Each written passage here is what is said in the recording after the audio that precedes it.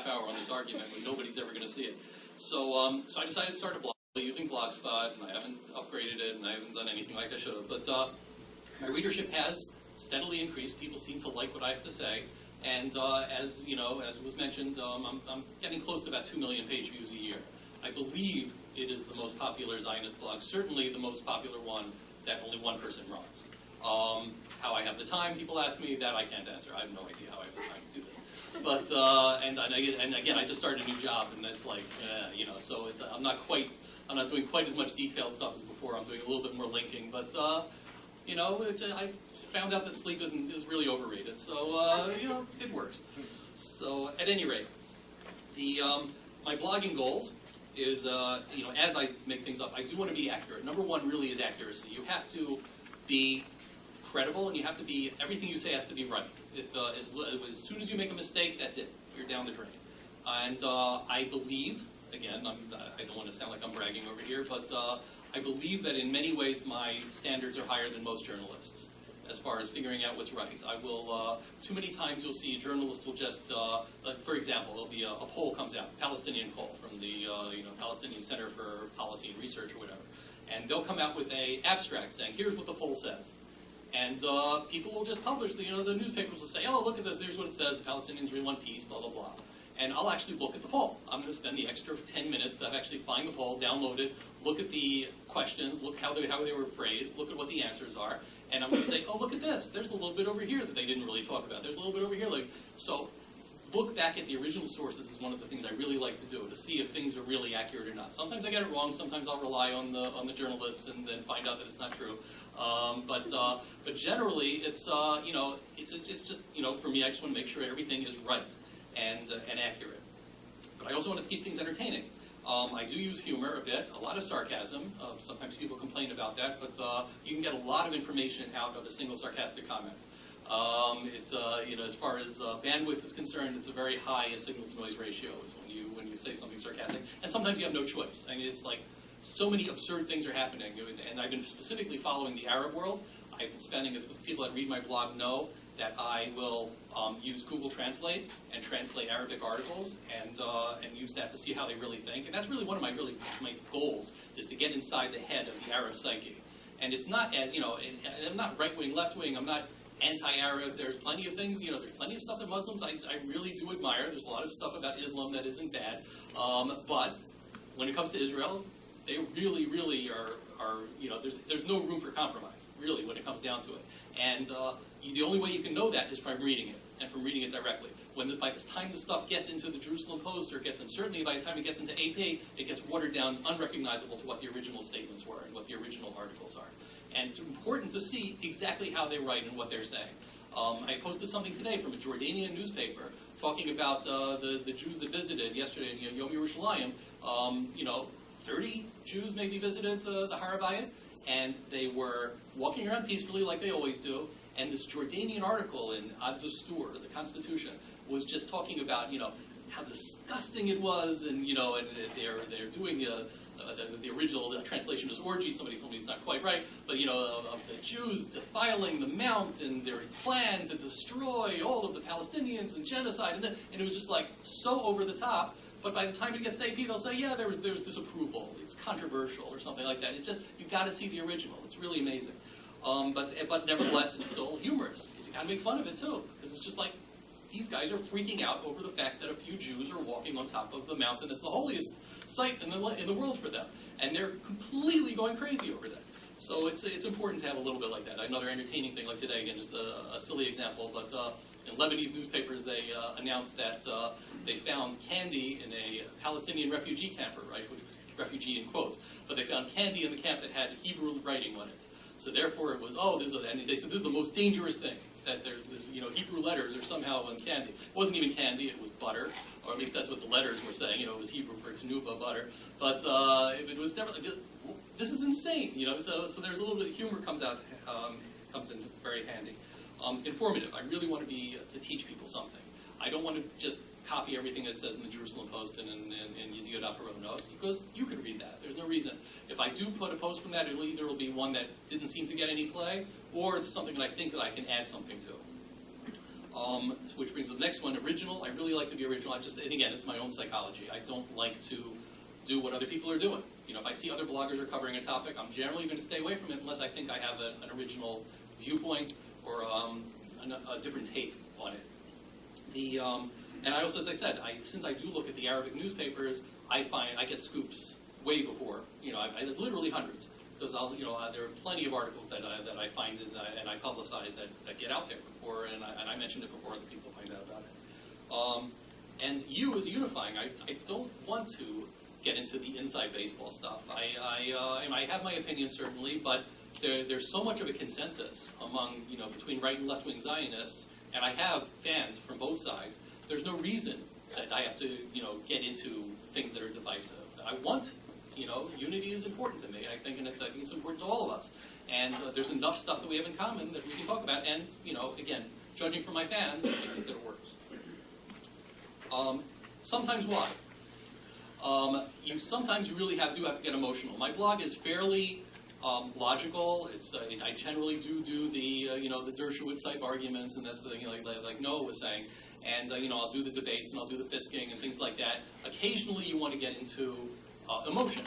And when it comes down to it, though, emotions are really what drives everything. And this is why I've said this in the past, and it's going to sound weird, my blog I don't think is good Hasbara. Because good Hasbara is emotional. The way people's minds are changed are emotional. It's something that happens to them that's visceral, that they experience, something that includes all of their senses. When Barry says that her entire life, towards Israel changed from seeing a film, about Columbia University, there's a reason it was a film and it wasn't an article. It was highly unlikely if she would have read it that the same thing would have happened. It's when things, and we'll talk about it a little bit more later, but these things are, logic is one thing, it's very nice and it's supportive and it makes us feel good since we're already on the right side, and it helps the people that are already pro-Israel think, okay, now I knew that this was wrong, but now I can understand a little bit better why. So that's important, but in the end, it doesn't convince people. We're not going to convince people from, Jewish Voices for Peace based on my blog. It's just not going to happen. It can happen, but it can happen in other ways. The other side does use the weapon of emotion far more than we do, and it's something we really need to do far more of. Their entire arguments are emotional. They're, Al-Quds, Jerusalem, refugees, pain, displacement, murder, genocide. That's that's it. This is their, but it strikes a chord. You have the key. Wonderful, you have the key from the house that was abandoned or that they ran away from or they were kicked out from or whatever they want to say. That's, symbolism is what's more important to them. They don't care about the arguments. That's not what it is. Everything comes out to be symbolism. And when they come up with the arguments, it's only to give some sort of an intellectual veneer on their arguments, but in the end, their arguments are no good. It doesn't matter because they have the emotion on their side. So, okay, I'm going to skip this. We already mentioned about the credibility. But what works and there's no magic formula to determine what's going to go viral. So the nice part about having the blog and owning it and having every piece of it is that I can use it as a laboratory. I can see what sort of things make people tweet, what sort of things make people like me on Facebook, and it's interesting. I can see what works and what doesn't. So just to give an example. My most popular post for sure are my posters for Apartheid Week. If those of you haven't seen it, it went viral. That literally went viral. It ended up being on people were sending it around in emails. It ended up being used in people's counter demonstrations for Israel Apartheid Week. It really went out all over the place. Essentially, what I did was I took the pictures of prominent Arab Israelis in politics and entertainment and sports, and ones that are clearly, popular in Israel, and put the question mark, apartheid as a question mark underneath it. And it was a series of about 20 posters, 25 posters. And it really struck a chord. I did specifically for Israel Apartheid Week, because I just wanted to show in a single poster how the accusation of apartheid is ridiculous. So that's by far was the most popular thing I did. The second thing just happened to be the Gabriel Latner speech. I don't know if you remember this, but in Cambridge University, I believe, there was a debate. Is Israel a rogue state?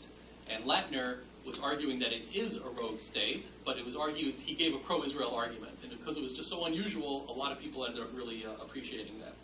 For some reason, people really love to look up on Google about Victoria Beckham's tattoo. And it's this stupid article I wrote, in 2009, but it also points out that, even within the pro-Israel community, we're nothing compared to, what the New York Times is doing, what the Huffington Post is doing. There's no way my blog is going to get that big because it is a tiny topic. So it just teaches you the number of people that are just happen to be asking about what Victoria Beckham's tattoo looks like, and my result comes up as one of the top 5. I still get hundreds a month from this stupid article. What did it look like? Wait, what's the tattoo? Yeah, no, it has Hebrew on it. It had some Hebrew. It had a pasuk, and it was, and David Beckham had a similar one. So okay, fine. There's one that happened earlier this year. It was very popular. And actually it was just mentioned in the IDF blog the other day. There was a viral picture, went around, showing a soldier seeming to step on a girl, and in a lot of Arab sites or anti-Israel sites, it was saying, "Hey, look, this is how Israeli soldiers treat their, the Palestinians." And luckily, when I first put it up, I didn't know the actual story. I said, "This is going viral. Clearly, judging from the gun and the uniform, it's not true. My guess is that it's some sort of street theater." And it turns out I was 100% right. Somebody wrote to me, and they found the actual picture, and I posted it up immediately. And then everybody went, "Wow, this is really something," because it was a street theater, I think in Bahrain or something. But it was they were showing, "Hey, here's how Israel acts." The guy had a little cardboard Israeli flag on his thing, but it's cropped out on the picture. And that's what it was. And this picture was going around. So, however, there's something more interesting. I also make videos, or I'll post up other people's videos. Earlier this year, and again, this wasn't a huge thing, but it ended up being the biggest thing I've ever done, is somebody wrote to me, again, it's nice to have fans, somebody wrote to me that there was a shampoo commercial in Turkey that used Hitler, as a jokey type way.